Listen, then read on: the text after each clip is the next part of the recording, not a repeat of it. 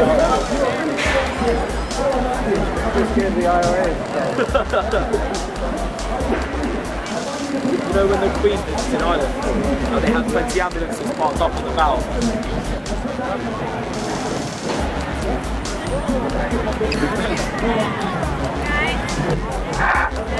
Ladies and gentlemen, this is a message from Her Majesty's Government Anti-Terrorism Unit. The terrorism count in London today is medium to severe. Please be very vigilant. A child with a backpack may be a terrorist. The person sitting next to you may be Al-Qaeda. If you see anyone looking suspicious, and by suspicious I mean standing around aimlessly, please report them to the man with the megaphone immediately in order to make sure that we can live in a peaceful and safe country. Hand over your liberty for freedom. The message from your government. Your government loves you. Your government needs you to keep on paying taxes. Who cares about the public cuts and the austerity measures? Who cares about the invasion of Libya? Keep paying your taxes. What we need is more of your money. We need either 22% or 40% of your earnings, because you are a citizen of a government. Your job is to pay taxes. You are not free. You are a meaningless number on a government computer screen. And it is your job to make sure that we can invade other countries for their oil or diamonds or gold or children. Ladies and gentlemen, don't worry. We have now destroyed the terrorist nation of Iraqistan. We are now destroying the terrorist nation of Libyaistan. If you pay us enough tax, we'll invade Brazil. They've got good coffee there. To your desk and go and fiddle some numbers around on a computer screen. Stop standing around here wasting valuable working time. Your job needs you. Do not follow your dreams. Go back to your office. Put on a suit. You with the leather jacket. Come on, get a job. This isn't funny. Do not laugh. We need you to work harder and harder and harder to rescue the economy. Please help us stray.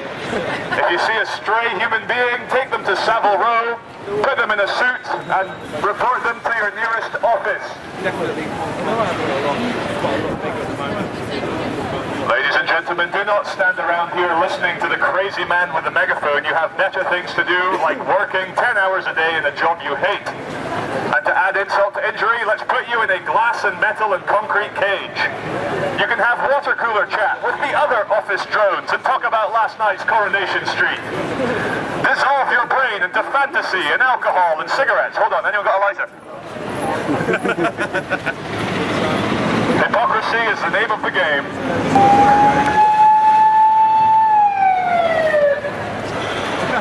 Ladies and gentlemen, you have all been very, very naughty human beings for standing around here and enjoying yourselves.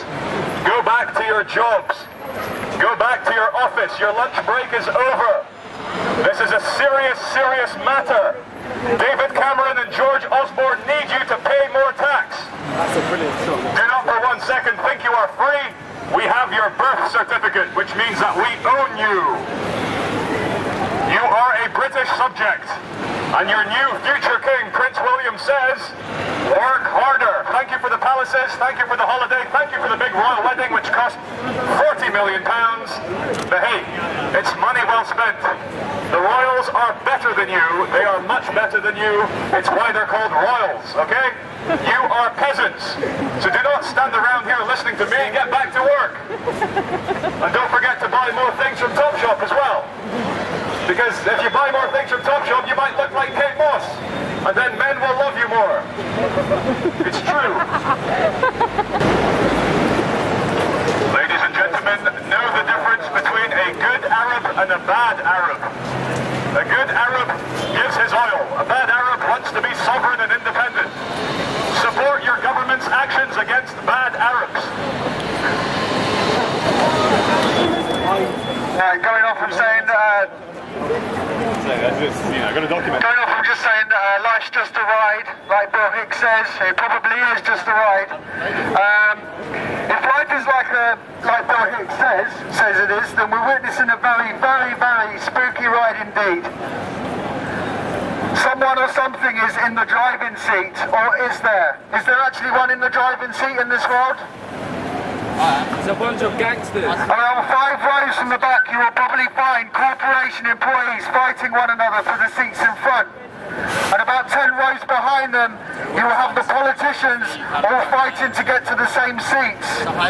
JFK probably almost made it to about the 2nd row, but we all know what happened to him. Bill Hicks never actually stated anywhere within that joke in this show that we should actually just sit back. He sure didn't. He used comedy. It was his way of getting to know the ride. Now, if it is just a ride, somewhere inside or outside of the universe, there is a stop switch of some kind. Is this switch on the ride? Is it at the front? Is this like a fairground ride? Is the ride really operated by a traveller with an alcohol problem? It often does seem that way. Now let's take this deeper. If it's like a roller coaster ride with dips and troughs along the route to whatever would happen if the majority woke up to the fact that it really is a ride, is it worth trying to get to the front to see nothing driving it? What would you do if you had the controls? Is it a ride that will stop abruptly, or does it get slower near the end? Is there a water splash, ladies and gentlemen? In my imagination, I am seeing a few at the back of this ride. They have started to stand up. Once you've realised there's nothing to worry about, you can just have fun. You don't have to do anything. Nobody has authority over you. You can just do whatever you want. But then you can get bored and decide, oh, I need a bit of an edge on it. Put it back on and go into the office and move bits of paper around as though they were important. Some of the numbers on them. Talking about sterling silver that no longer has any connection to the bits of paper with the numbers on in your wallet. Never wondered what that's all about. We could go to the Bank of England and see if they'll give us £20 for our £20 notes, and they'll take it and they'll hand it back and say, here's your £20, that's all it's worth. Not worth anything. We all run around as though it's important. I mean, what a farce. What are we doing running around after these bits of paper? You're affecting English people like our... It's all insane, ladies and gentlemen. But what do you do when you realise it's all insane? You have to learn tricks not to be committed under the Mental Health Act. But we learn them and we can pull it off, so we don't even worry about that. And is there a point to all this? I think there is, don't you, ladies and gentlemen? I think I feel a quote coming on. Do you want to do it, Charlie? That's what I do. Is there a point to all this? Life is just a ride, ladies and gentlemen. You can roll up, get your tickets for the ride of life here. There are thrills and spills, ups and downs. But it's just a ride, ladies and gentlemen. And you can leave it any time you want to, but some people do take it so terribly, terribly seriously. They do, yeah. They do, don't they? I mean, we do, don't we? Be in uniform in order to perform a search, and even in order to perform a search, they must have my consent. So when they come up to me and ask me for my name, I don't have to give them my name. Hey! Natural law! If I came up to you in the street and asked you for your name and your address, would you give it to me? I would. Sorry. You most probably wouldn't. So why would you do it to a police officer? And as you can notice, the police are inside the building protecting the corporation, the company Topshop, instead of out here with the public, whom they serve. Are you not a civil servant, sir? Are you a civil servant, sir? You swore oath to the Queen, sir, to protect us, the public, sir. Then why do you protect these guys, huh? Do you not have anything to say? Do you find it right that you can chuck me on the ground, tie up my legs, put my arms behind my back and handcuff me? Is that okay? For what? Everything is okay. For what? For being a human being, that's your crime. For doing what I want to do. For walking down the street.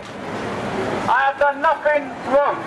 Even this morning, the police stole my neighbour's car. The police are the biggest gang in the world. Yep. The biggest gang in the world. Sure. Who do you think own the government? What? The royal family, what? You think that they own the country, you think that they own you. Nobody owns you. You don't have to do anything they tell you. You are free human beings. You're made of flesh and blood. You can do as you like, as you please. When you die, are you going to take all these clothes with you? All the cars, all the diamond rings that children were killed for? No. I'm 20 years old.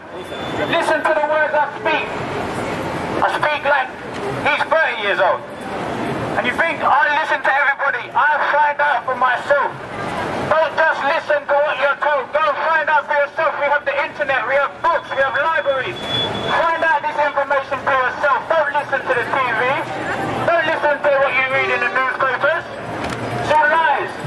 And if you think it's true, find out for yourself. It's all a bunch of lies. You're being lied to. You're being manipulated. Welcome to the EU-SSR. We're finally united under the holy faith of consumerism. Yay! Go and buy more stuff that you don't need. It's the only way to save the economy and the planet. Hey!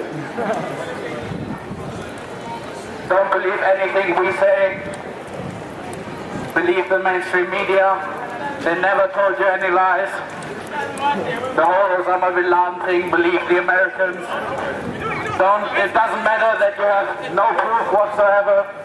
The Americans tell you it happens, and I'm sure it happens. They always told us the truth. Always. Always. We like to think back in 2003, all the reasons we went to Iraq was all true. All true. The American government can be trusted. Crazy mans with a megaphone cannot be trusted. No, never. There goes Building 7, Ladies and gentlemen, get back to work. Your manager needs you. Having fun. Oh, that's good. Yeah, there you go.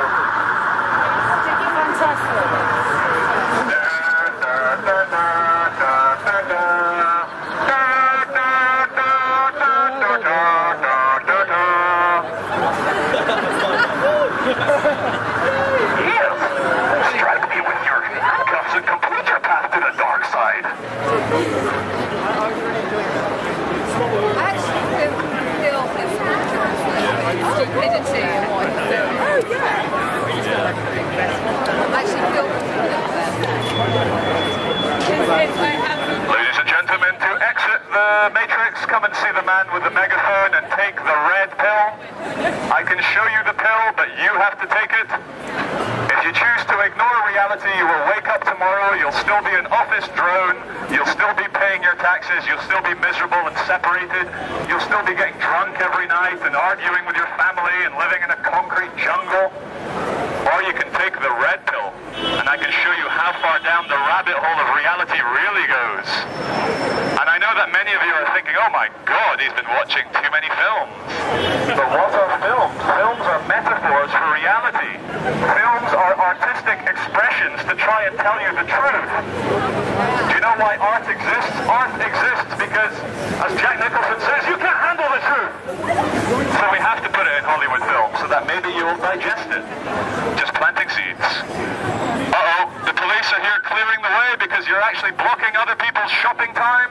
You need to let the drones walk past. Man, you must go buy more things.